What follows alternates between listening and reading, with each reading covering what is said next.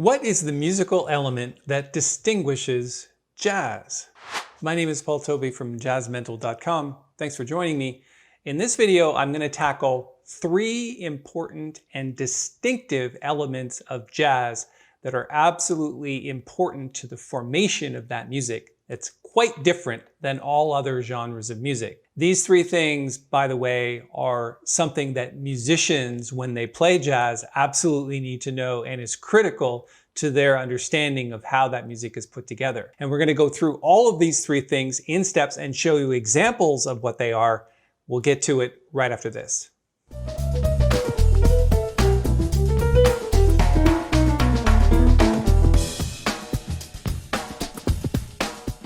Right, so we're talking about the musical elements that distinguish jazz. And jazz, if you're not very familiar with it, and maybe you are an aspiring jazz musician, you're thinking about maybe moving into that genre, these 3 elements are super critical in order for jazz to be what it is. Now, there's a whole history of how this came about, but I'm not really going to go there today. What I am going to talk about is those 3 key elements. The first one is the rhythm. Now, in jazz, there's many different styles of jazz: funk, fusion, straight ahead, whatever, modern, traditional. There's a whole bunch of genres in there, but there's one initial rhythm called swing that is really just important to the entire history of jazz. And it is one of those things that is distinctive because it's a feel that is based on 2 and 4. In other words, if you watch most people clap, they clap on 1 and 3. 1, 2, 3, 4, 1, 2, 3, 4. Whereas jazz is 1, 2, 3, 4, 1, 2, 3, 4. The accents on the 2 and 4. And swing has that drum ride cymbal.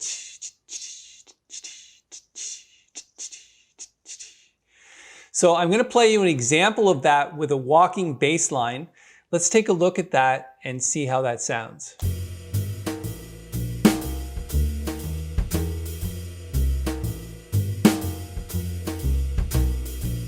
Okay, sounds pretty cool, right? You can hear the drummer playing brushes instead of sticks, but it's still that swing. And the bass line is walking. That's a distinctive form of jazz that you're never going to find in any other music. Let's add the piano to that and see what it sounds like. Now, the piano's job in that is to play the chords, spell out the chords, and back other musicians if the piano player is not playing melody or solo. So that might sound something like this.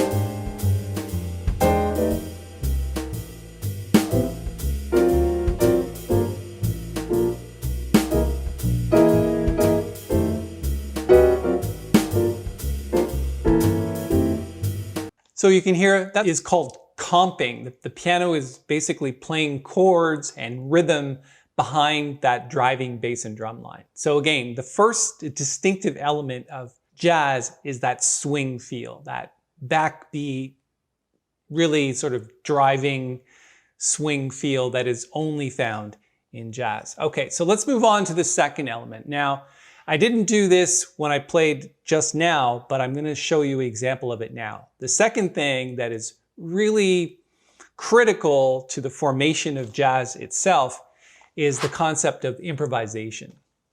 So jazz musicians typically are known for their improvisational skills. This means that they're taking a piece of music and they're reharmonizing it and making melodies in their head as they go along. Now, a lot of people who are not familiar with jazz think that it's all just made up, but nothing could be further from the truth. In fact, it takes a lot of practice and a lot of skill to be able to formulate those chords that are moving by quickly and mix them with notes from a scale and some rhythm that makes it actually sound good, like music. Now, again, if you think that it's just made up, then maybe this whole jazz genre is really not for you, because it does take a certain amount of study and discipline in order to accomplish that. So the more you listen to jazz, the more that improvisational ability sort of creeps into your consciousness. Let's take a look at the same thing now, except now we're going to play along with it in a solo. So I'm going to play a jazz piano solo. So let's see what that sounds like.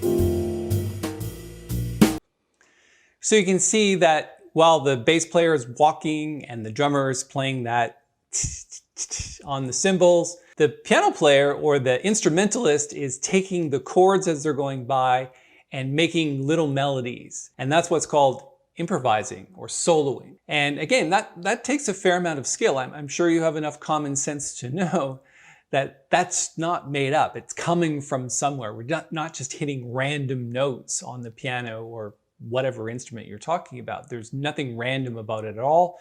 It's an entire formula and a lot of years of study for many jazz musicians to be able to improvise. Right, so the third element that distinguishes jazz from all other music is harmony. Now, the harmony for all Western forms of music, and again, no matter where you're from in the world, by Western music, I mean pop music and even classical music, where you've got harmony that is based in what we call tertian harmony, or chords that are built in thirds. So that means that if you have a C major chord, it is simply a chord that is 3 notes, a third interval apart. And then as you go up the scale in C, you get different chords.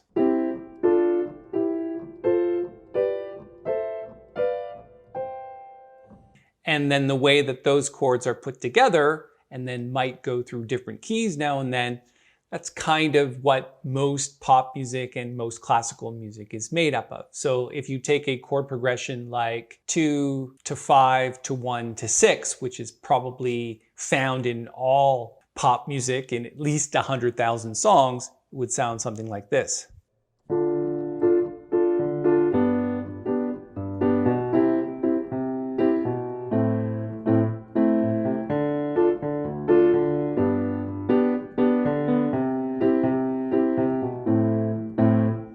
So the reason why that is different than jazz is because those are fairly simple tertian chords, 3 notes per chord. So what jazz does is it expands on those 3 notes, also using tertian harmony, but it takes more notes out of the scale. So for example, if this is the D minor scale,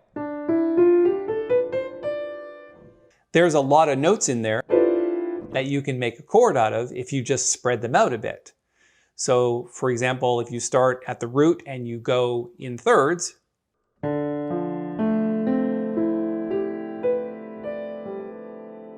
those are all different notes except for the 2 outside, which are the same, which is the note that you started on. So this is what jazz does. It takes more notes out of the scale and puts them into the harmony. So the same progression that we did 2, 5, 1 to 6 for pop music and or classical, in jazz what you would do is you would expand on those chords and pull more notes out of the scale, and it might sound something like this.